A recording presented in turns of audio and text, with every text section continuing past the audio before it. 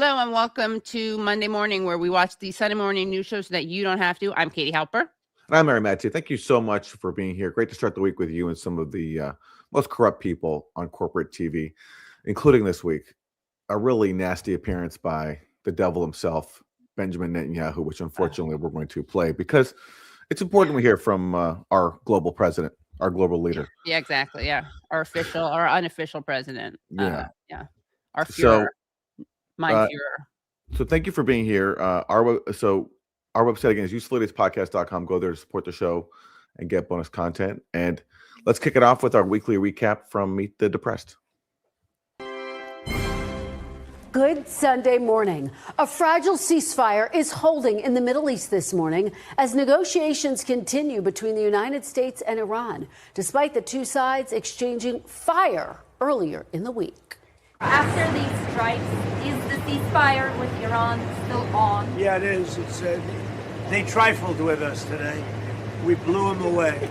They trifled. I call that a trifle. Could you give us an update on what is the latest in those talks? No, it's going. The talks are going very well, but they have to understand if it doesn't get signed, they're going to have a lot of pain. How long is this going to go on for? Where Trump refuses to negotiate in good faith and just muses about blowing up Iran. Is this going to happen until his last day in office, where he's leaving the White House in a helicopter and he says, if they don't sign that deal, they're in big trouble. I'm going to wipe out their civilization, or he'll find some new way to issue a genocidal threat. Because the latest is, ever since that clip, is he's come back and said that Iran's latest proposal is totally unacceptable. Yeah. I think what's going on here, the best I can tell, is that Trump doesn't want to resume to war because he's lost. That's over. Right. But he doesn't want to make a deal because that would require admitting that he's lost and also just recognizing Iran's minimal sovereignty, which he also can't do. Right. So hence, I think we're going to get this song and dance of just him pretending to negotiate, claiming that Iran is not accepting reasonable terms, even though they've put out so many detailed proposals on the table that address what supposedly is top issue, which is nuclear weapons, and then threatening to wipe out Iran's civilization.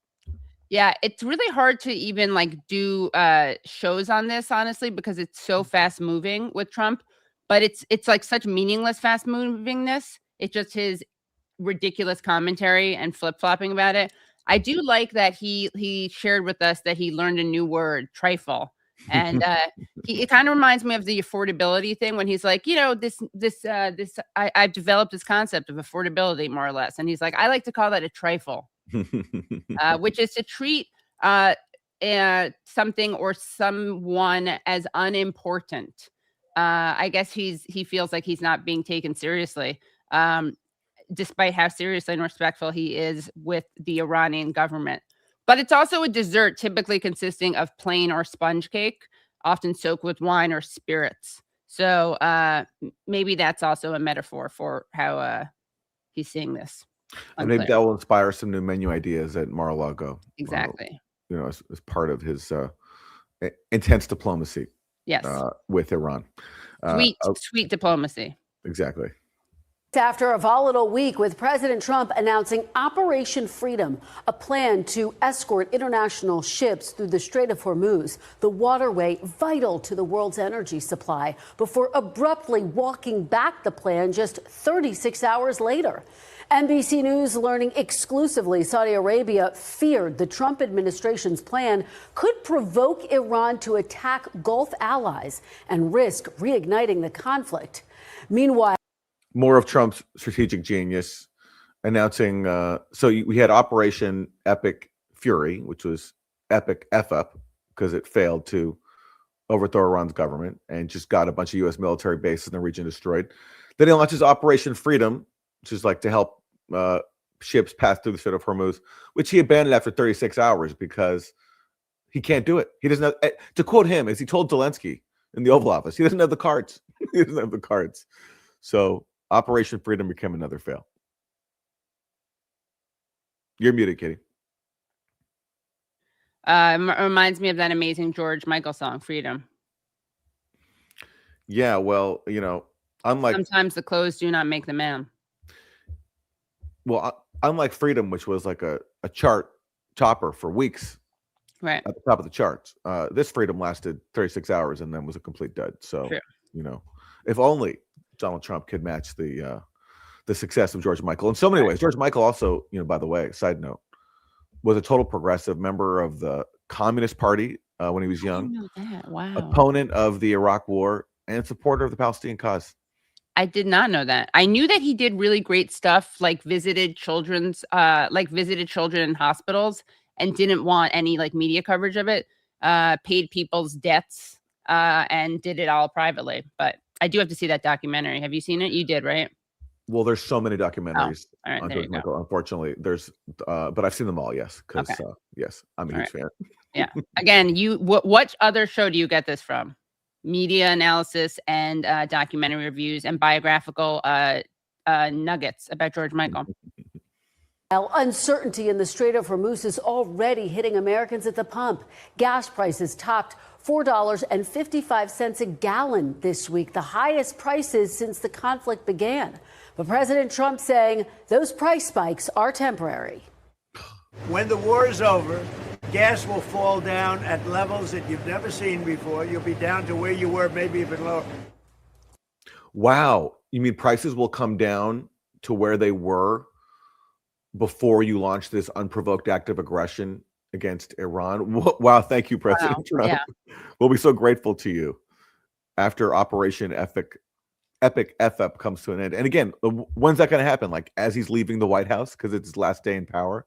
So therefore the war can finally end, Like he's been promising these price drops for a long time now. The war is almost over. I'm almost done. Prices are about to go down. It got right in the way of his affordability plan. Yes, it did. Yes, So it did. unfair. Yes, it Right did. as he was launching Project Affordability.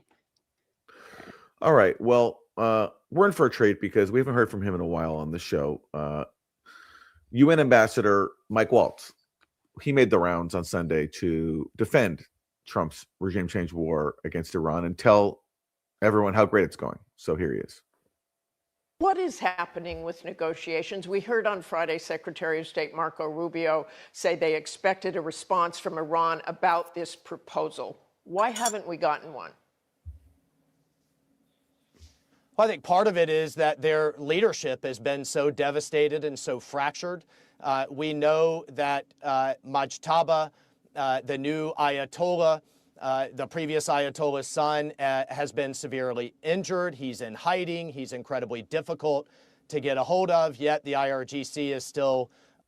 There was a CNN report last week saying the opposite, actually, that he's in touch with everybody. He's issuing orders, and it's like the propaganda narrative keeps changing. So they really got to pick a story and stick to it. But I guess Mike Waltz is not going back to the Ayatollah is out of commission. He's seriously wounded. They really keep shifting the narrative. I understand when you're trying to prolong a war that you started and can't walk away from, but you also don't want to reach a peace deal. You're in a tough spot, but it makes it hard to keep your story straight. And that's, I think, what's happening here. Yeah. I mean, they're also trying to, as always, they think that the way that they can make the American people feel better is by expressing like that there's lots of pain, starvation, bombing that's going on. So guys, at least the good news is that we're injuring people. And it's a bonus because the bonus is that when we kill a bunch of civilians, sometimes we actually harm leaders. So don't worry. Yeah, this is something you'll see going forward. They love to gloat about someone not being readily visible in public. And then because unlike other governments, including the Iranian government, the United States government just goes around assassinating leaders, whether or not there's established war or not. Yeah. So. Sometimes when you massacre a bunch of schoolgirls and their teachers, as the U.S. did in Manab in the opening hours of this regime change war, you also happen to get some leaders too, so right. Everyone can feel good about that, I guess. Exactly. According to Mike Waltz. Deferential to some degree. So that is making the negotiations go longer and slower, I think, than anyone would like. But at the same time, those negotiations and that diplomacy is ongoing. So we'll see what they come back with. But President Trump has been very clear, not just now, but frankly, for decades, even before he was in office, that the world cannot and should not have a genocidal, aggressive regime with its hand on a Wait, is he talking about Israel? Hold on. nuclear button. And Martha, it's important to point out. So wait, a genocidal aggressive regime. We can't have a genocidal aggressive regime with its hand on the nuclear button. So they must be really upset about Israel, the one that has the nuclear weapon. Yeah, if you're making a checklist there, genocidal, check, aggressive, check, hand on a nuclear button, check. That's actually Israel. Exactly. It's or the U.S. actually. Or the U.S. Yes, but especially Israel. in West Asia, it's Israel with the only undeclared nuclear weapons program, and that's why recently there was a letter from congressional Democrats demanding, for the first time, answers about Israel's nuclear weapons program, because under U.S. law, U.S. aid to Israel is actually illegal, because you can't be, arming a country that has nuclear weapons but isn't a signatory to the Non-Proliferation Treaty. So, on top of having undeclared nuclear weapons, it's also genocidal, as we just saw in Gaza. And so everything you just accused Iran of, falsely, is actually what you can say about Israel. Right. But, Aaron, I don't know if that's an important point that you just raised about Israel. And I probably shouldn't have raised it either, because remember the great thinker, Van Jones, his response to that letter was, why? Why does it matter? Why? Yeah. Why? Well, I wish, he could be here. It's unfortunate he's not here to make the counterpoint of why does it matter that a genocidal country has its finger on a nuclear weapon, but unfortunately. Exactly. And I mean, speaking of great 90s songs, cue the Annie Lennox, why? I'm the ambassador of the UN. It's not just the United States position. We have had resolution after resolution for nearly 20 years with the entire world agreeing that Iran cannot have a nuclear weapon, that it has to subject itself to inspections, that it cannot violate its obligations to the Nuclear Non-Proliferation Treaty, and on and on. So it's not just us. If you're doing another checklist, you had all that when you had the Iran nuclear deal, which Iran signed. Inspections, Iran having a nuclear weapon, Iran respecting the NPT, check, under the JCPOA, which Trump then tore up. So another, act of projection by Mike Waltz. But also, I mean, shout out to Mike Waltz for, I think for the first time in his life, citing the UN. Does the United States government, especially Trump's administration, consider the UN a legitimate source? Like, this is an organization that people like Trump constantly attack as being unfair.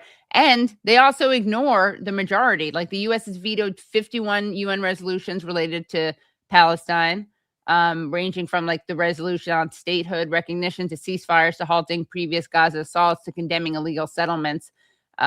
So that's just like a sample of all the ways that they actually don't respect the majority of UN countries. When Mike Waltz talks about the UN approvingly, he should have like a disclaimer on the screen, like, asterisk, like UN approval does not apply to any resolution criticizing Israel or the US. Right. Yeah. Void where prohibited or whatever. Exactly. Yeah. Void where prohibited. Yeah. It's the entire world's position, and the entire world stood strong with us when they snapped back the sanctions to, frankly, punish the regime for its violations of its obligations under nuclear nonproliferation. But, Mr. Ambassador, it was 50 days ago that President Trump posted a warning to the Iranians saying they had 48 hours to fully open without threat the strait. 50 days ago. Nothing happened, and the strait is still closed. Well, one, Martha, I think we should take a step back. 50 days to deal with a 50-year-old problem. And by the way, this isn't the first time Iran has either threatened or actually done this. I mean, we had the tanker wars where they struck one of our ships with a mine back in the 80s, and we took out, under Reagan, half of the Iranian Navy. That said, that's why we're pushing now. Yes, he's, issuing his fondness for the good old days back when the Reagan administration was supporting Saddam Hussein in his attack on Iran. And Iran responded with similar closures on the Strait of Hormuz. And the U.S. had to respond then. The good old days back when we were supporting Saddam Hussein as he massacred hundreds of thousands of Iranians. Exactly. Yeah. I mean, there's so much to say. We could spend like the entire show on this one clip, but first of all, the analogy of the tanker war of the 80s actually makes Trump look totally incompetent, because Raditz asked why it's been 50 days, and Reagan resolved the issue with Iran. Again, I mean, I'm not at all defending what Reagan did, but in 4 days during Operation Praying Mantis. So he has a much better time record than Trump does. But again, this idea that this is a war that's been going on for, what is it, 50 years? It's a 50-year-old problem. I also don't think the Strait of Hormuz was closed for 50 years. It was open before Trump, launched this illegal war. So alongside with Israel. So yeah, it just doesn't, the numbers don't add up. And also, again, whether or not it's like he wants a pat on the back for taking more than 50 days to resolve a 50-year-old conflict, fine. But like, they gave this deadline, right? So like, if they were giving a deadline, that's on them. Bad time management. Well, I feel we'll be seeing a lot of blown deadlines for, I don't know, how much longer does Trump have in office, assuming he leaves office voluntarily at the end of his second term. A lot of deadline extensions to come, because this administration is incapable of engaging in any act of diplomacy with Iran. They just can't do it. So I think we'll be seeing this rinse and repeat for a long time. Yeah. Let's hear more from Ambassador Mike Waltz, because last week there was a bit of a flare-up between the U.S. and Iran, attacking each other's ships, but Trump administration insisting that this was not a violation of the ceasefire.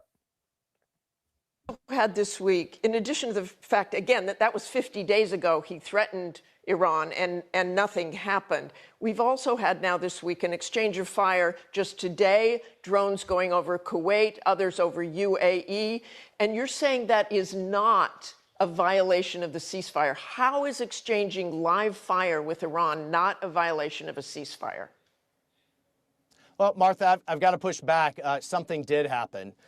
President Trump put in a blockade with our great U.S. Navy that has stopped Iranian shipping, both coming out and, importantly, the empty tankers coming in that they need for storage. We see now Iran's economy in absolute free fall. Its currency is down over 100%. Its foreign currency reserves are completely exhausted. The New York Times ran an article today about mass layoffs across its manufacturing sector. So the regime is under tremendous.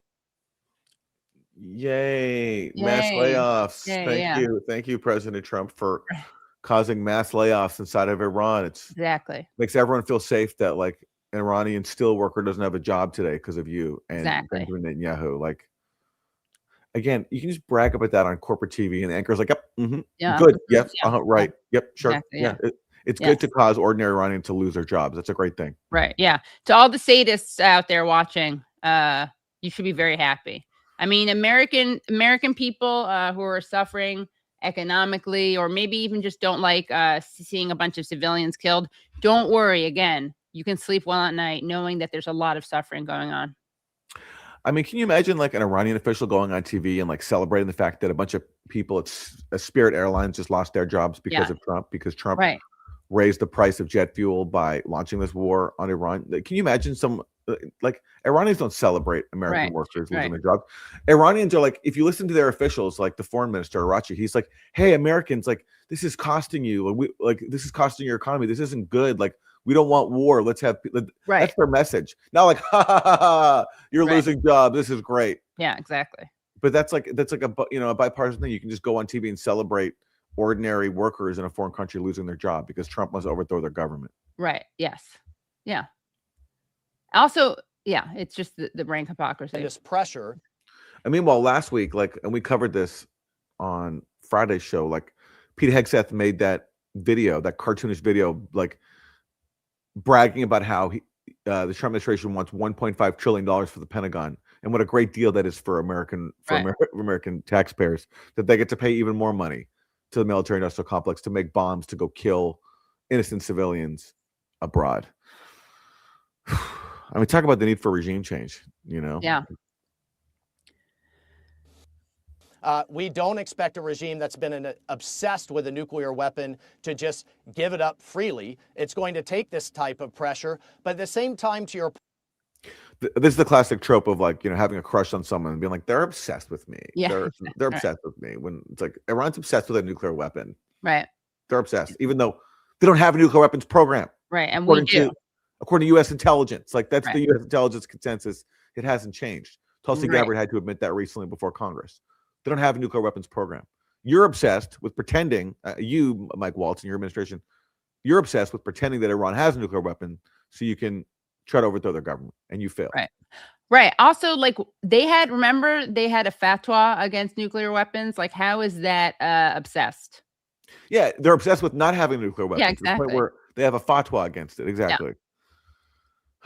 It's like that would be like to continue this analogy. It would like be someone who is like, this person sucks. Do not date them. And then someone saying this person has a big crush on them.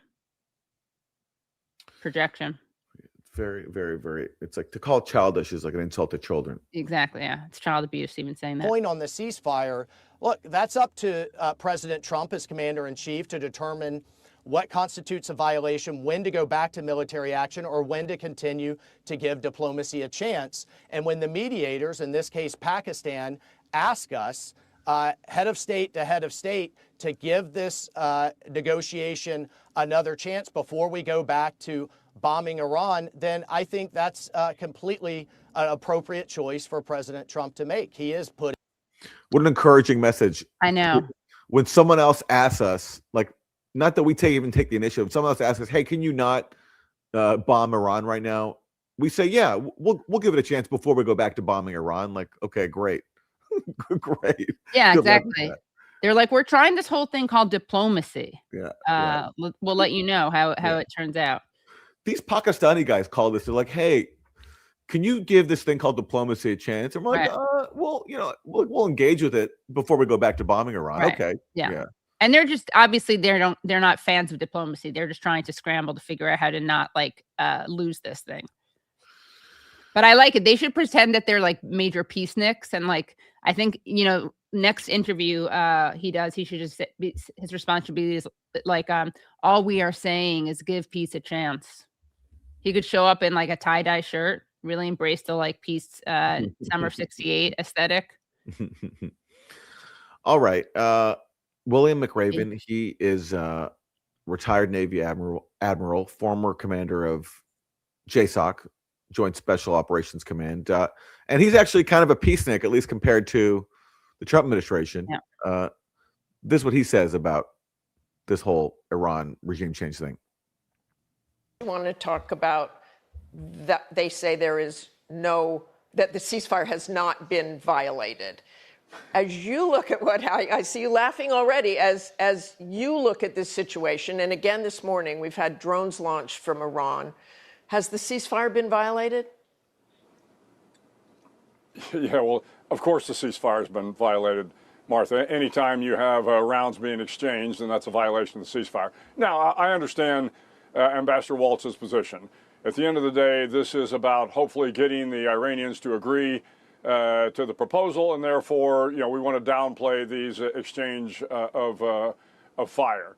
But I mean, in technical terms, of course, the ceasefire has been, been put aside. The fact of the matter is, when you're shooting at each other, then you no longer have a ceasefire. And how do you think guys? This is great, high-level military analysis that you can't find anywhere else except from military experts. When you're shooting at each other, that is a violation of a ceasefire. You can't have those two things at the same time. So that is why you turn into corporate news to hear voices like these. 100%. I never would have known that. Yeah. Had I not spent Sunday watching all these shows. It's exactly. like, it makes all these hours of listening to these mindless people drone on worth it, because you get to learn things like if people are firing at each other, it's not a ceasefire. So thank you for that. Yeah.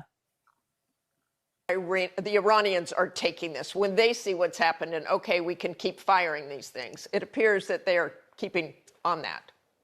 It's so funny. This is, again, like you'll see this theme of the adversarial media, which is not adversarial, but they have like a loophole, and which is that, okay, we will be adversarial when we can encourage more belligerent behavior, right? Like they call out the government for not holding their enemies' feet to the fire. Like, well, you said you would do this. You said you would bomb them, or why didn't you regime change them harder? Like Margaret Brennan's favorite refrain. So it's nice to see that that's the direction that their challenging questions always go into.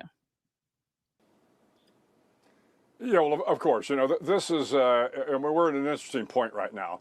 We're at this impasse, and if I were advising the president, I would tell him to look towards your strategic goals. I mean, at the end of the day, he wants to get the strait open back up. He wants to have some sort of agreement on the nuclear enrichment of the uranium. So if you want to do that, you're going to have to get the Iranians to the negotiating table. And he has one ability, his real one leverage point is this blockade. And the blockade has been working. So if I were the president, I would go to the Iranians and say, look, I will lift the blockade if you will open the straits and come to the negotiating table. By doing that, one, he can always put the blockade back in place. This is something with a flip of a switch. He can put the blockade back in place if the Iranians don't come to the negotiating table or if they don't open the straits. I mean, maybe, just maybe, if I were advising Trump, and I don't have the military expertise that is on display when you say things like a ceasefire is violated when people are governments are shooting at each other, but maybe you could tell Trump, a better way, if you want to get the Iranians to come back to the table, would be stopping the sabotage of negotiations every time they take place, either through lying and rhetoric or actual bombing campaigns. Yeah, a few weeks ago, they actually reached an understanding that the strait would be reopened and the blockade will be lifted. Trump announced it, but then Trump immediately backdropped and said, actually, no, the blockade is staying put. Right. So actually, like, they had that deal. And I love how the admiral says it'd be so easy just to reimpose the blockade. Yeah, except for the fact that, like, I don't know, it requires deploying tens of thousands of U.S. military personnel and all these military assets, and they have to, like, wait around, and then their task is to choke off Iran's economy and therefore the global economy, and everyone has to suffer as a result, including higher gas prices and people at Spirit Airlines losing their jobs because of the rise in jet fuel, like that whole part. But yeah, he's like, yeah, it'd be really easy just to reimpose the whole thing.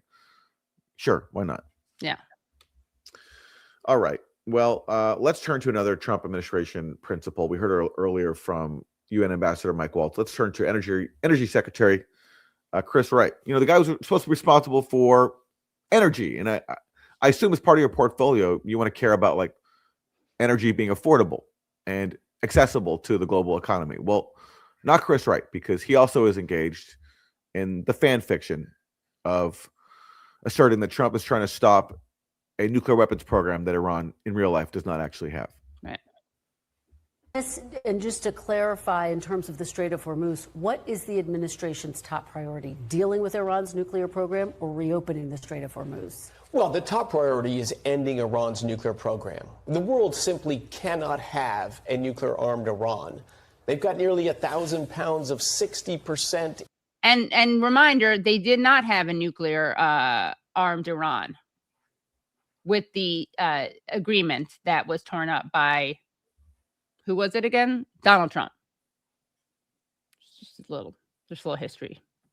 Enriched uranium.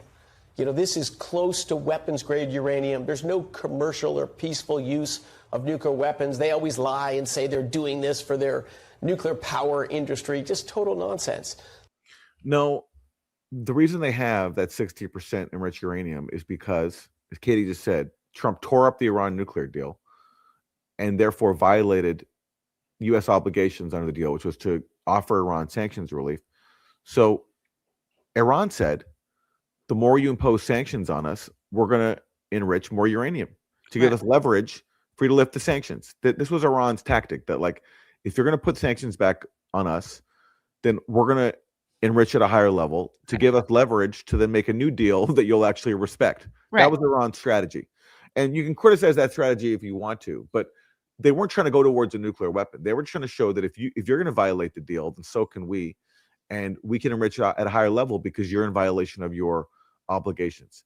So he's just completely erasing that. Of course, he's not going to get corrected on that by the host, because you aren't allowed to challenge the notion that Iran wants a nuclear weapon, even though as we keep saying every single week on the show, there's the fatwa, and U.S. intelligence asserts there's not an actual nuclear weapons program. Exactly. Yeah.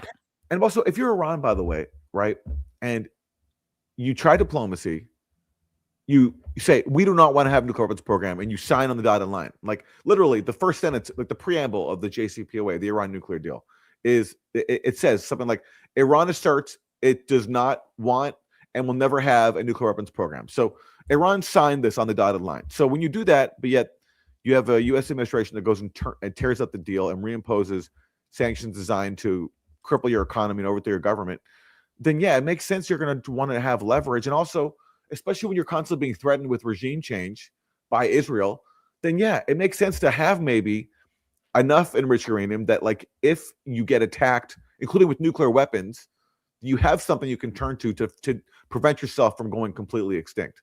I mean, Right. like, there's a logic to it. And you can quibble with, what should Iran have done? But the fundamental problem is the fact that they're dealing with two states that won't accept diplomacy no matter what Iran does, and are openly committed to Iran's destruction. And happen to have nuclear weapons. Yes, they do. Yes, Right. they do. I mean, that's one of the biggest ironies. And that is the elephant in the room, is that while the United States openly has nuclear weapons, that the elephant in the room is that Israel's a nuclear armed country. And, I don't really expect the press to ever mention that stuff, but they do have this rare opportunity because, as you mentioned earlier, Aaron, the Congress members of Congress have sent this letter to the Trump administration asking about Israel's nuclear weapons. And, that is something that Welker could easily have brought up, right? Without being like useful idiots level adversarial. Just newsworthy, just a news hook. They have been, in a dash to build a bomb, and they have enriched material, almost fully enriched, to make 10 nuclear bombs. We cannot have that for the world. We cannot have that in the Middle East. We cannot have that in the United States of America. Oh, wait, we can't have that in the United States of America? Is he saying that the United States can't have nuclear weapons? Amen to that. Or Israel, because he also said the Middle East. And again, Right. that's a perfect opportunity for Kristen Welker to be like, what you're saying is not true. Right. Like, there's been no dash for a nuclear bomb. Right. U.S. intelligence says the exact opposite. Yes. To the extent U.S. intelligence talks about like an Iranian threat, they always say that like Iran is building up its conventional military forces to deter U.S. and Israeli threats. So even U.S. intelligence recognizes that Iran's doctrine is defensive, and somehow all that gets just whitewashed and ignored, memory hold, and Chris Wright can say things that are just completely false without being corrected. Right. Okay, I think we have more from the Energy Secretary because there's the issue still of record gas prices. So what is he doing about that? Don't worry, guys. They totally are feeling the pain of the American people, as you're going to see. So you're saying that ultimately gas prices will start to come down once the strait is reopened. Here's what analysts are saying about how high gas prices could ultimately go. U.S. gasoline prices have a legitimate chance of rising to $5 a gallon as refiners prioritize jet fuel production at the expense of other products, according to analysts at J.P. Morgan Chase. Should Americans be prepared for the possibility of paying $5 a gallon for gas? Yeah, and they might be prioritizing jet fuel because more airlines are at risk of going bankrupt because of Trump's policies of raising gas prices through regime change. And they want to avoid a repeat of Spirit Airlines, which has had to shut down because of this. Right. So that's the genius Trump administration. That's what they've done to jet fuel, and the airline industry and consumers everywhere have to pay higher prices as a result. Right. Exactly. Yeah. Look, again, Yeah. No, keep going. Sorry. I can't predict the price of energy in the short term or even the medium term, but what we're doing is ending a 47-year conflict. Iran has fought death to the United States for 47 years, death to Israel. And as we saw when the conflict broke out, they attacked all of their neighbors in the Middle East that had no involvement in the conflict whatsoever. If you have a Oh my God. Did you know that, Aaron? Did you know that they randomly attacked their neighbors in the Middle East who had nothing to do with this? Because they are so trigger happy, missile happy. Yeah. I guess the fact that all these neighbors happen to have U.S. military bases used to attack Iran, that must have just been a coincidence. And that is why we welcome the administration to watch this show, Useful Idiots, because if they watch this show, they would know that. And the media, actually, we really invite Meet the Press, Welker, if you want to come on the show, or we can have a behind the scenes chat off the record, because I think you would learn a lot from us, like the fact that Iran was attacking places that were hosting U.S. bases, from which the U.S. could then launch this genocidal war. And to say you're ending a 47-year conflict by starting a war of regime change that's killed a bunch of people. And again, has Iran ever attacked the U.S.? Iran can't even hit the U.S. with its missiles deliberately. They keep them to a shorter range because they want to avoid conflict. And these 47 years, while Iran's never attacked the U.S., again, as we've mentioned a lot, the U.S. supported Saddam Hussein as he killed hundreds of thousands of people in Iran, used chemical weapons. The U.S. shot down an Iranian civilian jetliner. The U.S. imposed sanctions that have caused a lot of suffering inside of Iran. And yet somehow he claims that, like, by starting a war, we're ending the conflict. The way to end the conflict would simply just be stop being aggressive towards Iran and respect the JCPOA, which was signed in 2015, and move to other agreements on top of that one. Why not? Right. I mean, this whole war being, how old? They say it's 50 years old, this war. Why not 70 plus years old, which is, dating back to when the United States overthrew Mossadegh. There you go. The democratically elected leader of Iran. Yeah. Yeah. There you go. Exactly. Unstable power like that, you simply cannot allow them to have nuclear weapons. That was a consensus opinion all my adult life. I'm shocked to see Democrats come out of the woodwork now, somehow not worried about Iran getting nuclear weapons. I know you're saying you can't predict how high gas prices will go, but I mean, he's right that there has been a strong bipartisan support for regime change in Congress against Iran. And Clinton, under pressure from the Israel lobby, in fact, the Israel lobby basically helped write the legislation, impose really harsh sanctions on Iran. But the party's forgetting is that Obama broke from the mold and tried to reach an agreement, which was working, which he then broke. Which other countries signed on to. Yeah, everybody did. Right? Yeah. Everybody did. I don't hear you ruling out the possibility that they could, in fact, go to $5 a gallon. Well, I'm just avoiding. And by the way, in California, it's already at $6. Just heads up. They could, in fact, go to $5 a gallon. Well, I'm just avoiding price predictions. But I will say the United States is in a tremendous. Yes, you are avoiding price predictions because you know that your policies are raising prices. So, of course, you want to avoid price predictions. He's like, I'm just avoiding answers that'll make me look bad. Yes, I'm just avoiding acknowledging the consequences of my actions. Right. Yes. Some rare honesty from a Trump official. Okay, I think one more from Chris. Yeah, we Wright. got more. How can something so wrong be so right? So Chris Wright. Top the Strait of Hormuz. Before the war, more than 100 ships transited the strait every single day. This week, just 7 ships transited the Strait of Hormuz.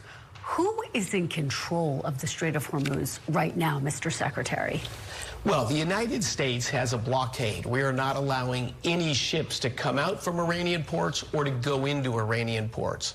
Iran, after decades of spending a large percent of their entire economy building a giant weapons arsenal, all to shield their nuclear program, so ultimately they would be untouchable, they have an ability to cause trouble in the Straits of Hormuz, and they are doing it. So is the U.S. in control of the Strait of Hormuz? We are controlling no flow of Iranian ships. We have escorted out several American ships. And if need be, if we don't get to a deal with Iran, we will use military force to open the strait to everyone. Today, traffic through the Straits of Hormuz is challenged. Yeah, no, but you won't use military force because you can't. Right. This has already been war gamed. It can't work. You've lost the Strait of Hormuz. They effed up, and so this is all just a stalling tactic to delay that because, Iran, through the fact that it exists there as a country, it has significant control of that strait, and there's nothing that the U.S. can do about it. Otherwise, they would have tried it by now. I think, but they can't. Right. And this is like example 7084 of how the media never says, well, it's actually not closed to everyone right now. That's right. It's That's right, because closed. Iran is only closing it to countries that are deemed to be complicit in attacking it. Right. China, for example, is allowed to have ships come through the strait because China is a partner of Iran. Right. Exactly. So, yeah. Why didn't the U.S. secure the Strait of Hormuz when the war first began in February? Well, the answer is because they can't. Right. They can't. And that's the point. They grossly miscalculated, as happens sometimes when you're an aggressor, as and you're a hegemon, as you overestimate your own capabilities. And they just didn't think that this would even be a situation because they thought that the regime change effort would succeed, which it didn't. But they also can't use military force to secure the Strait of Hormuz because it's Iran's passageway and they control it. Right. There's nothing the U.S. can do about it. Right. And also, again, like, it's so funny, the premise of this, as if it's like up to or should be up to the United States to take take the strait. Yeah. Like, it is made up of the territorial waters of Oman and Iran, not the U.S.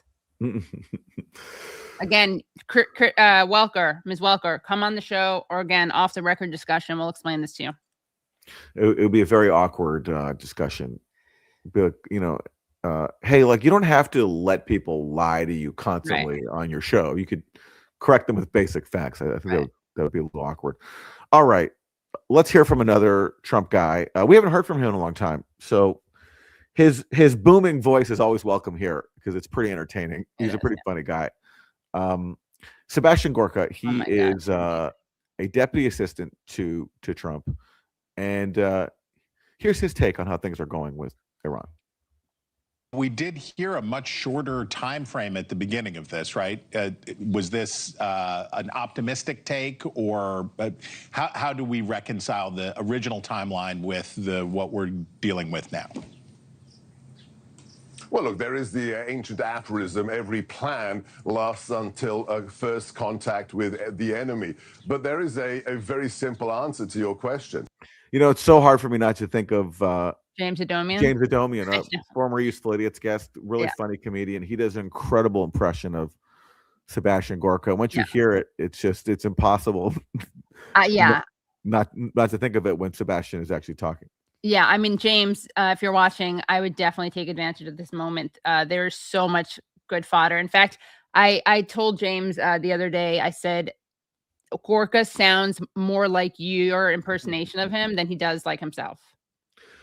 Do you want to know what Dr. Gorka said just last week in response to a critical question that basically, hey, has your war in Iran created new threats to the U.S.? This is a direct quote. It was reported by John Hudson of the Washington Post. Gorka said, "You are testicularly challenged if you don't support this war." That's a low T approach. Oh my gosh. Low T approach. That's his response to being asked a critical question, is to call someone testicularly challenged. I mean, what could be more overt projection and insecurity than, if that's the first thing that comes to your mind, the fact that you're constantly you're obviously thinking about your own testicular capabilities. Well, I can't wait to see James Adomian do that one. Yeah, seriously. We've just been too effective, along with our colleagues in Jerusalem that have effected numerous persona strikes. We have absolutely destroyed the leadership, the traditional leadership. Take this one metric, Chris. We're too effective. We're too good at our jobs. Yeah. we are just too homicidal. Yeah, there's too much success. Yeah. We don't know what to do with ourselves because we're just so good at what we do. At killing. Yeah. Yeah. I mean, it reminds me of what like Trump said. Remember, he was basically saying like, yeah, all the guys that we wanted to replace Khamenei we killed them. He's kind of doing the thing that like you do at like a job interview when you want to project like fake modesty, when someone's like, like, what's your biggest weakness? And it's like I'm too attentive to detail. Yeah, exactly. I work too hard. It's too hard for me to separate that work-life balance. Yeah. I'm a workaholic. We're too effective. Exactly. Yeah. We're too testicular. Yeah, we're too testicularly endowed. Yeah, we have too much testosterone. We have too much tea. Yes, Yeah, we have too much tea. We are such a high TG, a high testosterone government. We have HTG syndrome. He literally would say that if he was at a job interview and they're like, "So, like, what's your biggest flaw?" He's like, "I have too much tea." Right. Much My huge testicles. Yes. If I'm being honest. Okay. I think we have some more. Don't we have some more from him? Or of Dr. Gorka? Yes. I believe, yes, right? Yeah. Where is this vaunted new Ayatollah? Where is Mojtaba? Oh, really? Is he in charge? How come we haven't seen hide nor hair of him? Not one still photograph, let alone a video statement. This is a regime in ultimate collapse at the top. As a result, it makes communicating and getting that final deal, that acquiescence, that surrender, a little bit more complicated. But rest assured, it is coming imminently. All right, Sebastian Gorka, we thank you very much. God, that is So just this is their new line. Insanity. Yeah. So this is their new line that like the Iranian leadership is in such disarray that they can't communicate with each other. Okay, that's what they want us to believe, and that's why, even though they've actually returned to the U.S. with multiple proposals, including one over the weekend. So I don't know. Whoever's relaying the proposals hasn't had a hard time communicating. And I've heard Professor Morandi, who I know you've interviewed a lot recently, Katie, Professor Mohammad Morandi in Tehran. He was actually with the Iranian delegation in Pakistan. And he says, according to him, that like the delegation in Pakistan, led by the foreign minister, Arachi, that they had so much autonomy that they didn't even call back home to Iran.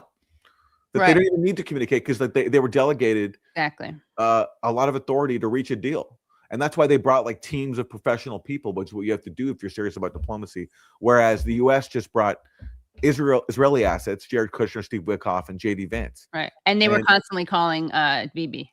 And they were constantly calling Netanyahu to check in on their boss and also Trump. And they're in disarray. I mean, all this talk about Iran being in disarray, it strikes me as projection because, you know, you do have people inside the White House who are not on the same page and can't stick to a message. Yeah. Okay. Let's turn to Congressmember Ted Lieu because Trump has a visit to China supposedly coming up, unless he cancels it, which is always a prospect. Right. And here's Ted Lieu. We urge the Senate to. Let me ask you about your position on the Foreign Affairs Committee. Secretary Rubio said Taiwan will likely be discussed during President Trump's visit to China this week to meet with Xi Jinping. This is a hugely consequential summit. On Friday, Taiwan's parliament approved $25 billion in funds to buy more American weapons. Are you largely supportive at this point of the Trump administration's willingness to strengthen Taiwan's defense? Both Democratic and Republican administrations have had the exact same policy, which is to preserve the current status quo. And we're trying to keep China from doing anything stupid in the Indo-Pacific, including a military conflict. And I just want to emphasize that the Iran war has shown that we need a brand new strategy in the Indo-Pacific, because in any prolonged conflict with China or Russia, the U.S. will run out of defensive munitions. We already started running out of defensive munitions in a war that lasted less than 60 days. And even against a second-rate military like Iran, they struck multiple U.S. bases. So in any overseas conflict, our overseas bases will be obliterated by Russia and China. We need a new defense strategy, and I call on the Pentagon to deliver that to Congress. How about that defense strategy be don't start illegal wars of aggression? Can that be just a thing? And then we won't have to have missile defenses and all these things run out because we won't be engaged in conflicts that we start for no reason. Exactly. How about that being the new defense strategy? Yeah. Right. And also, you know, what's fascinating. So they found that the Democracy Perception Index by the Alliance of Democracy Foundation found that the vast majority of people around the world are opposed to the United States having military bases in their country in 86 out of 97 countries. More people saying no to U.S. bases than yes. The places that want it there are only 4 countries that are in favor of it. And Taiwan was one of the 5 countries where support for higher defense spending decreased most.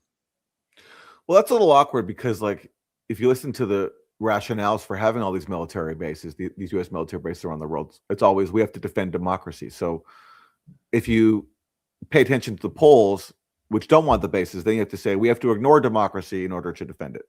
Right. It's Exactly. a little awkward. Yeah. But really I'm awkward. sure we'll find a way to make it work. Exactly. To square that circle.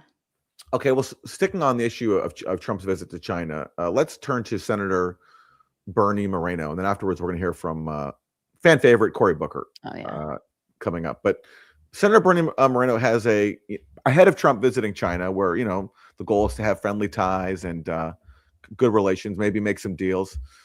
Senator Moreno has a different idea. He wants to ban electric vehicles made in China, and this is why. So you can imagine somebody working at an Air Force base. They drive in. These things are surveilling the Air Force base. They also know who's driving the vehicle, their habits, where they go, where they come from. And all that data, as we just said, goes back to the Communist Party. We would never allow Americans to purchase surveillance devices from the Communist Party of China. And that's exactly what these automobiles are. So our bill insists that not happen. It hermetically seals the U.S. market. And again, the economic threat too, Maria. These cars are about 20 to 30% cheaper than most cars because they're massively subsidized. These are basically little Trojan horses that they're throwing all over the globe. So if we were to have So a Chinese car is a Trojan horse to spy on Americans, and also we have to ban it also because it's cheaper. And he's saying because it's subsidized, but I think that just means it's more efficient to be made. Yeah. Also, if we want to fight China, like these people are obsessed with, a good way to be like competitive with them could be maybe if our government subsidized electric vehicles. Well, no, definitely not. I mean, Trump wants to brag about how he's doing the opposite, right? Exactly. Those low T Democrats love electric vehicles, and so therefore they have to be canceled. Just adopting again Sebastian Gorka's formulation. But again, in case you're not convinced that Chinese vehicles are a national security threat, here's more from the senator. conflict with China at any point, are you saying that the Chinese Communist Party could control those cars and have them go crashing into things all day long if we're in a conflict? I mean, what do you mean in terms of the CCP controlling those cars? So basically, it's like virtual go-kart where Exactly. the Chinese Communist Party, at their headquarters in Beijing, they're all at terminals, they're all at consoles, like playing video games, and they're all manning a different Chinese-made electric vehicle to like crash into random places in the U.S. Right. Jesus Christ. That's the scenario they want us to believe. Okay. Yeah. Okay. Yeah, these are connected vehicles, so they could actually take over the driving of the vehicle, lock the doors, roll up the windows, and crash the vehicle into sensitive sites. This is the technology that exists in these Chinese cars. We're just not going to let that into our market, Maria. I mean, I look at our European allies, I look at Canada and Mexico, the fact that they've not only allowed them, but they're growing dramatically. In Europe, it's almost 20% of their market now is Chinese. This was a horrible time for me to get this news. I'm actually in Canada right now. Yeah, I'm I in was Vancouver. actually. And so I'm at risk, everybody. I know. I'm scared for my life. A Chinese vehicle might kill me because the Chinese Communist Party is going to take control of it and smash into me. So listen, if this is my last time on this earth, I want to say, it's been a good run. And if that's how I have to go, is being killed by a remotely controlled Chinese vehicle, then so be it. I mean, Aaron, I'm just saying I would just bicycle around right now for your safety, please. For the sake of useful idiots and our audience, please walk or take a bicycle or like a scooter. But people are going to believe this, and like they're going to I start like, I don't know, but like if they see a Chinese made vehicle, they're going to start like freaking out and are having protests outside of like Chinese car dealerships. Like this is insane stuff. Again, I'm not a vehicles on remote technology, but I just have a hard time believing that the Chinese Communist Party is going to go through the trouble to take remote control of vehicles around the world, Canada, Europe, and the U.S., and crash into the buildings. I know. I mean, it has. I can't believe it hasn't happened yet, given how prolific their cars are. But what I'm hearing here is that every time China makes a product that outcompetes the U.S. Or threatens the U.S. in some way, the U.S. claims it's a security threat and therefore has to be banned. Same thing happened with TikTok, right? Yeah. Because the youth were seeing images of the genocide in Gaza on TikTok and like hearing criticism of U.S. foreign policy. both parties united to basically force TikTok to be sold to Zionist investors and not to a Chinese company. And they're doing the same thing here with vehicles. I'm sure they'll repeat that playbook over and over and over. Yeah, and just to summarize, as much as I love the fantasy or warning that China is going to remote control crash our cars, Moreno is trying to stop the U.S. trying to stop U.S. citizens from getting cheaper and cleaner electric vehicles, while simultaneously not subsidizing electric vehicles for us, U.S. citizens. So locking out many people from the chance of electrifying their driving habit. So, and they've cut subsidies to make it cheaper for U.S. to even buy U.S.-made electric vehicles, right? Because Biden had that $7,500 tax credit for purchasing an electric vehicle. It's just insane. All while denying, Chinese Communist Party officials the opportunity to remotely control a vehicle. It's just everybody loses here. Yeah, everybody loses. It's funny. I wonder if this guy feels bad that his name is that he's a senator, and with the first name Bernie, and also Moreno. Moreno is Morena is the Mexican leftist party. He's so right wing, and yet his name suggests both Bernie and Claudia Sheinbaum. A shame to all lefties named Bernie everywhere. Yeah. Yes. And really Mexican members of Morena. Yeah. Yes. Okay. Let's turn to Senator Cory Booker of New Jersey. Democratic Party, which Booker is a part of, is undergoing a shift. Polls show, hey, voters who support Democrats don't support Israel because Israel is a genocidal apartheid state. What is Senator Cory Booker, who's taken a lot of money from AIPAC and loves to flaunt his support for Israel, what does he have to say about that? To approve arms sales for Israel in a future entanglement if you thought that was necessary? Again, we have a long-standing commitment to Israel having a qualitative military edge. I will continue to support that.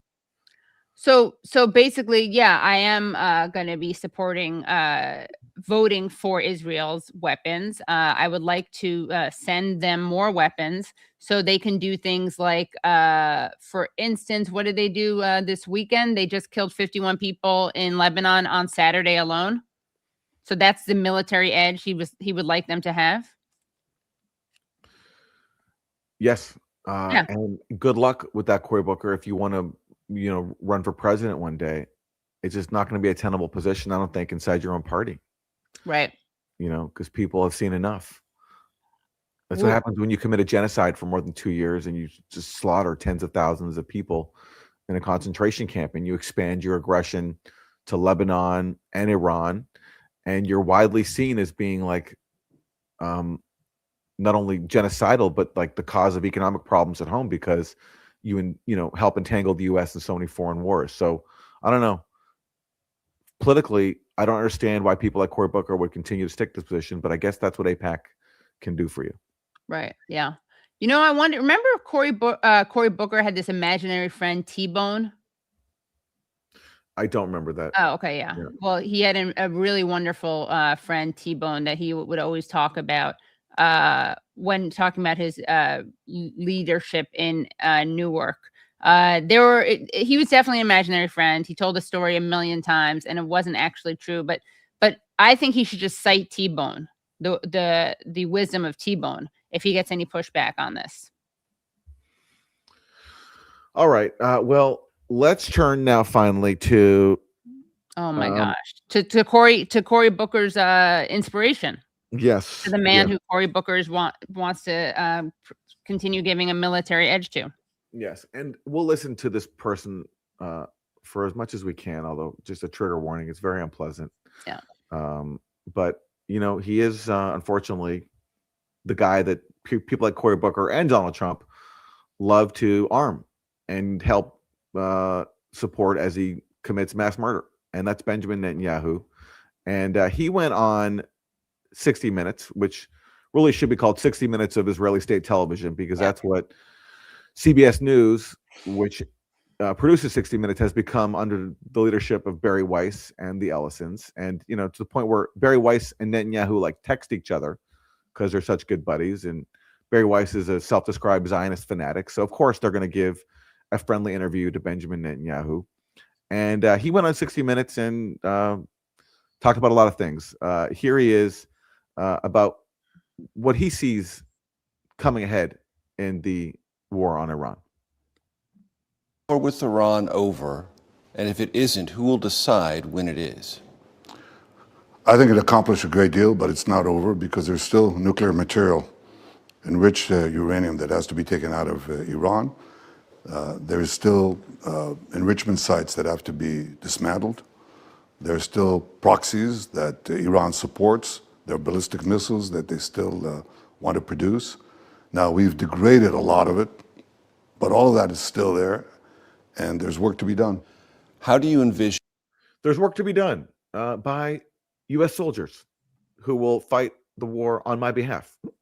So yeah, sorry guys, you've received your work orders from your leader, your co-president, Benjamin Netanyahu, because recall that in that recent New York Times article about how Trump went to war, there's an anecdote where Netanyahu comes to the White House Situation Room in February, and him and Trump sat as kind of co-equals at the head of the table, giving a briefing about why it's such a good thing to go to war. So he's saying, the co-president is saying, there's more work to be done.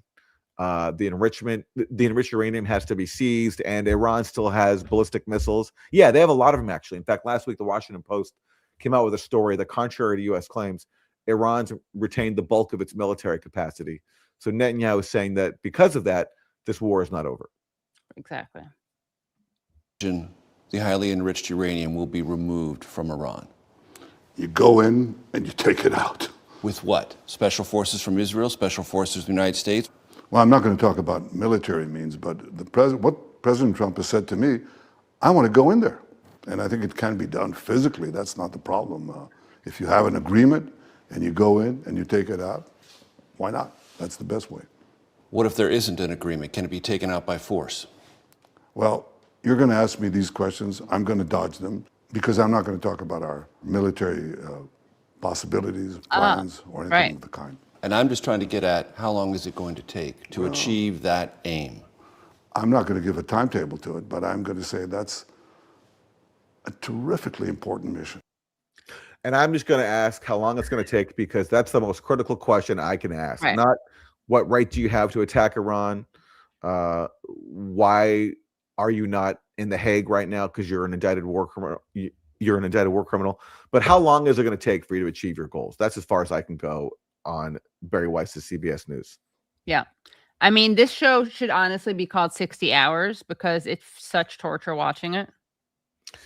All right. But we have to keep going with it. Unfortunately, right after I said that.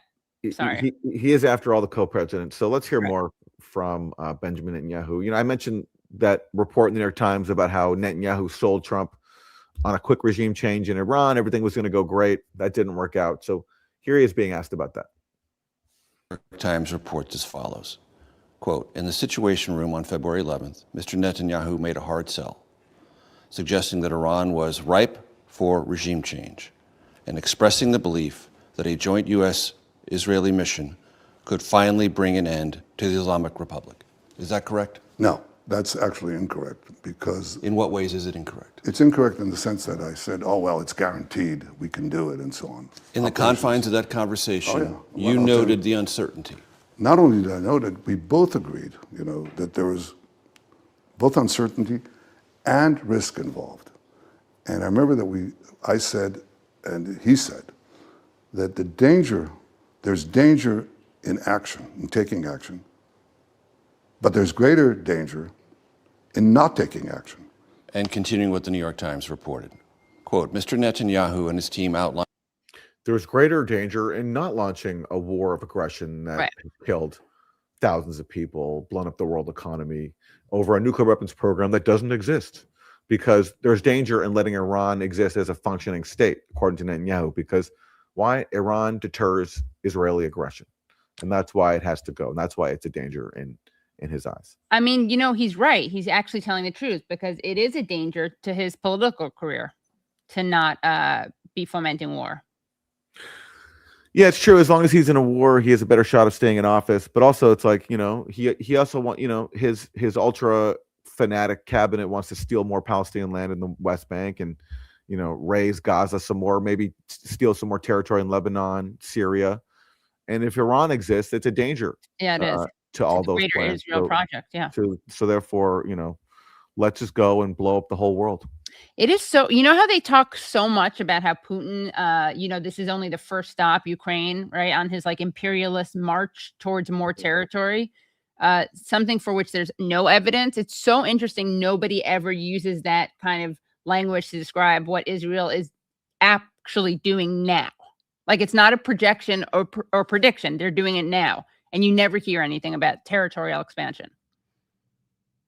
I wonder why. Well, if you thought that it felt like 60 hours already of Netanyahu, we are sorry. We have one more hour of footage to show you, but this is a great one. It's time for the state of Israel to re-examine and possibly reset its financial relationship to the United States, meaning what the United States provides to Israel on an annual basis. Absolutely. I've said this to President Trump. I've said it to our own people. Their jaws dropped. But I said, look. What do you mean? What are you saying? I want to draw down to zero the American financial support, the financial component of the military cooperation that we have, because we receive $3.8 billion a year. And I think that it's time that we weaned ourselves from the remaining military support. Can you give me a timetable?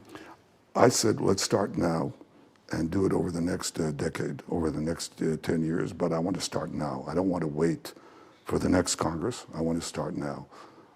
It could go down very fast. First of all, why is it even up to him how much he gets from the U.S.? It should be a sovereign decision of the U.S., but of course it's not, because we're colonized by Zionists. But second of all, it's a totally disingenuous talking point, because they're basically responding to the outrage in the public for subsidizing Israel. So now they're basically just calling to it's a rebranding. They still want to arm Israel at the exact same level, and in fact even higher, but just not call it U.S. aid anymore. And in fact, CBS News edited this clip that we just saw to sort of obscure that fact. So this is the unedited clip that was put out on CBS News' website, but not that made it to air. And watch the context in which Netanyahu talks about reducing supposedly U.S. aid to Israel. I think that it's time that we weaned ourselves from the remaining military support and go from aid to partnership. So I want to draw it down, and then I want to suggest projects, joint projects for intel, for weapons, for missile defense. Israel, I think, is a leader in this in the world. Many countries come to us for it. I'd like to share it with the United States. We put an exact amount of money. You put the same. We share the fruits. Exactly. I just hope, by the way, that Cory Booker was sitting down when he said this about military spending, because Cory Booker wants Israel to have that strategic edge, that strategic military edge. And Netanyahu is basically saying, no, don't fund us. Well, that's the point. He's saying, actually, in real life, fund me. Let's just call it a partnership. Exactly. Yeah. It's a rebrand.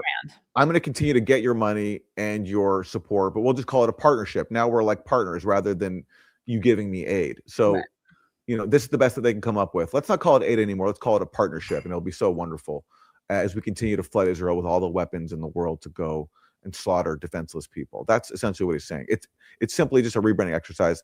And CBS News cut out this clip we just saw from its main broadcast to obscure that rebranding. But that's all it is. So, okay, great. We're not going to call it aid anymore. We're going to call it a partnership to flood Israel with weapons. Because who's going to pay for that joint project? It's going to be the U.S. And U.S. taxpayers who will be subsidizing U.S. weapons makers and the Israeli government. All right. Well, the thing is, the problem for Netanyahu is most people aren't on board with this anymore because they've seen the results of this Because partnership. they're anti-Semites, you mean? Well, yeah, which in real life means they've seen Netanyahu use U.S. weapons to slaughter civilians in Gaza and across the region, and they're sick of it. So here's Netanyahu's response to that.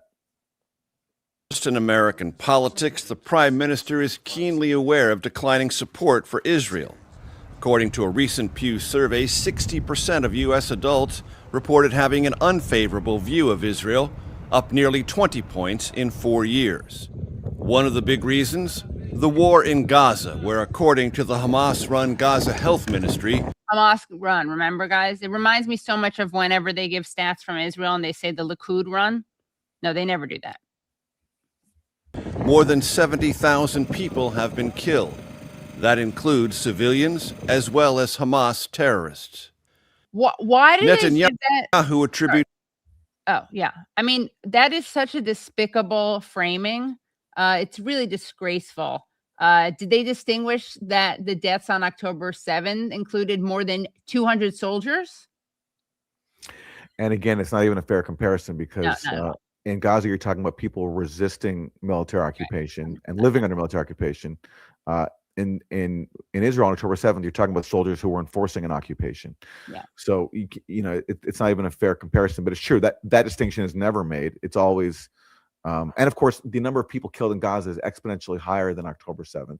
Of course. And in fact, the number of civilians that we know officially is a vast undercount because it's impossible to keep track of all the death and destruction that Israel caused and all the people buried under the rubble that Israel won't clear. So this is the result of Barry Weiss and the Ellisons taking over CBS News, is they have to sanitize genocide and minimize the death toll of civilians by saying the Hamas Foreign Health Ministry doesn't distinguish between Palestinian civilians and Hamas terrorists. And again, terrorist is such a subjective term.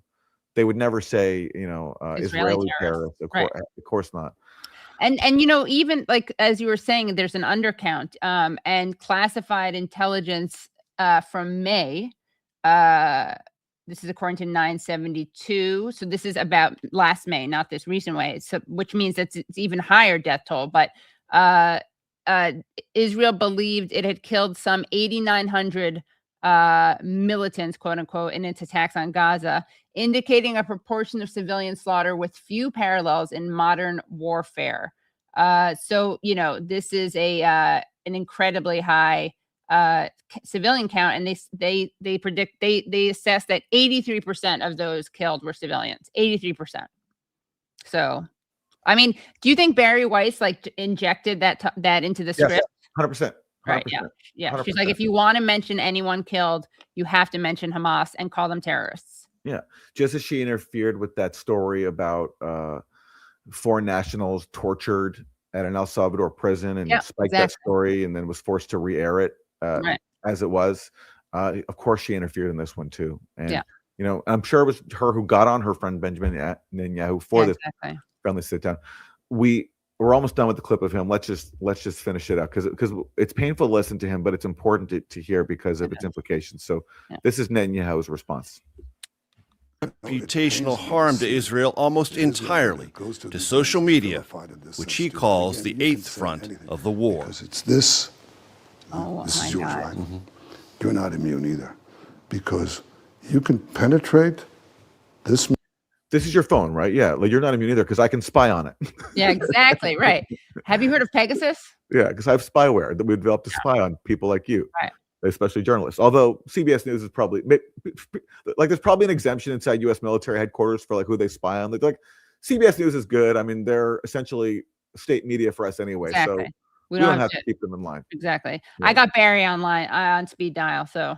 Although Barry Weiss still is firing people who don't toe the pro-Israel line, recently dismissing someone from the London bureau because she wanted fair coverage or relatively fair coverage of Gaza, so she was fired. So maybe Israel is actually spying on some journalists there just to make sure that they're towing the line. But basically, CBS News has become like a new version of Donald Trump's The Apprentice, where if you don't toe the pro-Israel line, you're fired. Yeah.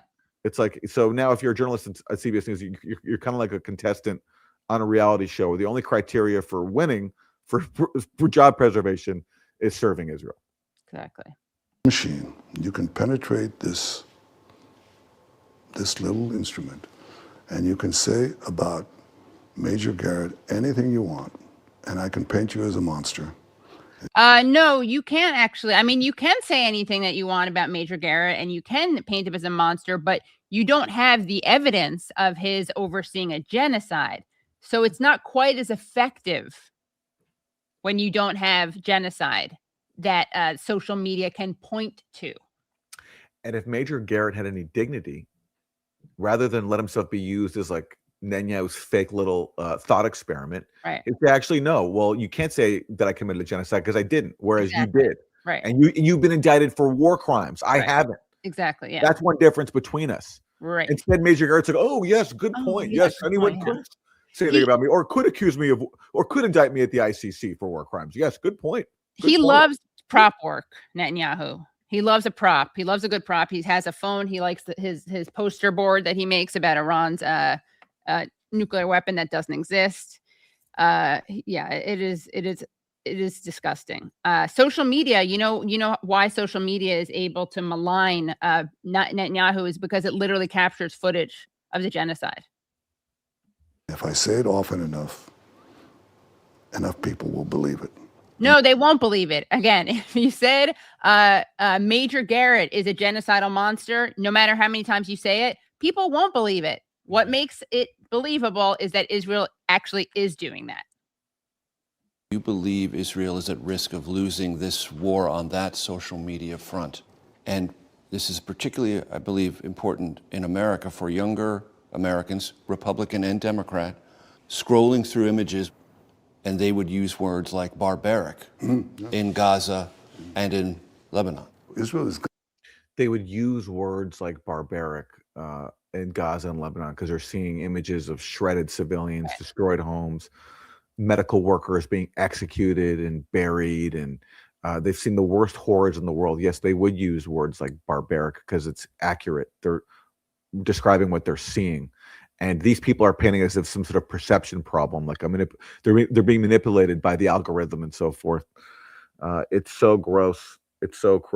I mean, these people don't want social media; they want sociopath media, where you're allowed to commit genocide and not be held to account for it. Gone to unbelievable lengths to get innocent civilians out of harm's way. All right. Text message, millions of text messages to them. Oh wow, you text people before bombing them. Yeah. Good. Oh wow, you're such a humanitarian. Yeah, we text people and say we're going to bomb you. So go this way, and then we bomb this way.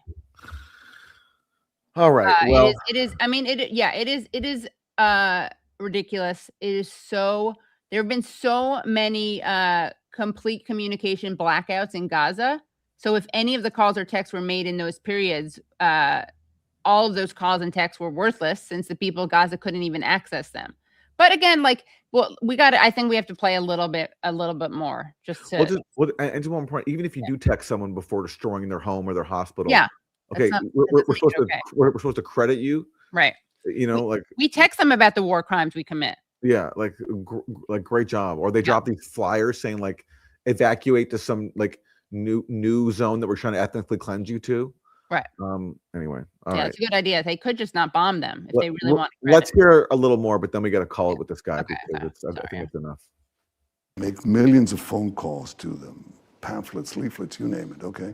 We have seen the deterioration of the support for Israel in the United States almost, I would say it correlates almost 100% with the geometric rise of social media. And that by itself is not. By the way, I'm not even kidding. I thought when he said that, geometric rise, I thought he said geometric rise. What caused it. And I don't believe in censoring them or anything, but I'll tell you what happened. Oh, really? Okay. I don't believe in censoring. That's why we've forced the sale of TikTok to censor images of dead Palestinian children, and we're constantly, getting people banned and deported for speaking out against Israel. I don't believe in censorship. Right. Yeah. Me think he does protest too much. Yeah. They're passing laws in the UK. In the UK, like you can't even say I support Palestine Action, which is a group challenging the genocide. I don't believe in censorship. Yeah. Okay. Is that enough of Netanyahu? Well, just Okay. one more claim that he makes. Okay. Several countries that basically manipulated social media, and they do it in a clever way. And that's something that has hurt us badly. Is it your belief? Oh, by the way, I just have to add one more thing to the censorship. Meta has complied with 94% of takedown requests issued by Israel since October 7, 2023, according to DropSite News. Okay. Prime Minister, that nothing that Israel has done, tactically or strategically, has made no mistakes either in Gaza or the West Bank that have, in their own way, contributed to this negative impression of Israel, whether it's on social media or someplace else? No, of course. Look, it's war. You know, rather than like this pathetic, like sort of deference to Netanyahu, like, are you sure there's nothing you've done that maybe contributed to people being revolted by your actions of killing tens of thousands of people? Being like, you killed tens of thousands of people. You're indicted by the ICC for war crimes. You've committed genocide. Why won't you face accountability for that? Again, it's like, maybe have you thought about it? Can you maybe give me some crumb here to like acknowledge something here so I can pretend to look like I'm a journalist? Right. And of course, he's just going to deflect and say that he makes mistakes and we didn't intend to kill civilians. Yes, except for the fact that you just bomb entire population centers and slaughter, civilians wholesale because you're a genocidal apartheid state. And that's all of Netanyahu that we're going to hear from today. Well, I'll just say he makes it seem like these are mistakes that are made, right? In wartime. And these are not mistakes that are made. These are policies. It is not a mistake to shoot at, to strike ambulances as they go to recover people and help people who have been killed. That's not a mistake. Maybe if it happened once, but it's a policy. All these things that they claim are mistakes are policies. And we know that they target journalists, medical workers. It's not a mistake to kidnap a doctor and kidnap multiple doctors. And it's not a mistake to sexually assault and rape and defend the right to rape. None of that is a mistake. This is policy, and this is not accidental. And it's not a mistake that CBS News is now acting as a vehicle for Israeli state television, because that's what the Ellisons essentially bought it for. No matter how many viewers and how much credibility they lose, and it's just so painful to watch. I mean, it's humiliating for Major Garrett to sit through that, but that's his job now. Yeah, and the sad thing is that's probably, I'm not defending it, but that honestly is probably like the most ambitious, the most aggressive he can be without losing his job. Yeah, of course. Yeah. Exactly. Again, it's like The Apprentice now over at CBS News. If you challenge Israel, you're fired. Exactly. Yeah. All right. Well, that's going to take us to the end of Useful Idiots Monday Morning. Katie, anything you want to plug for the Katie Halper Show this week? Yeah. So next week, not this week, but next week, so excited. We're having Professor Dr. Gerald Horne, the great Gerald Horne. And I know you've interviewed him many times over the years, Aaron. And tomorrow at 7 p.m., youtube.com/The Katie Halper Show, we have Rami Elgandor. He was supposed to address engineering graduates at Rutgers University, which is his alma mater, and he's a CEO of a biotech firm. And his talk was canceled over, wait for it, social media posts on Israel and Palestine. Yeah, a couple of students complained that they didn't feel comfortable having someone who recognizes Palestinian humanity delivered the commencement speech. So even though Benjamin Netanyahu claims he's against censorship, wow, another person who recognizes Palestinians as human beings was censored. What are the odds? But to be fair, Aaron, that's not his only crime. He also made the mistake of being an executive producer of the Oscar-nominated film The Voice of Hind Rajab. Oh, well, another candidate for censorship then. Yeah, exactly. All right. Thank you so much for tuning in to Monday Morning. This has been a great episode. Our website is usefulidiotspodcast.com. Go there to support the show, keep us going, and get bonus content.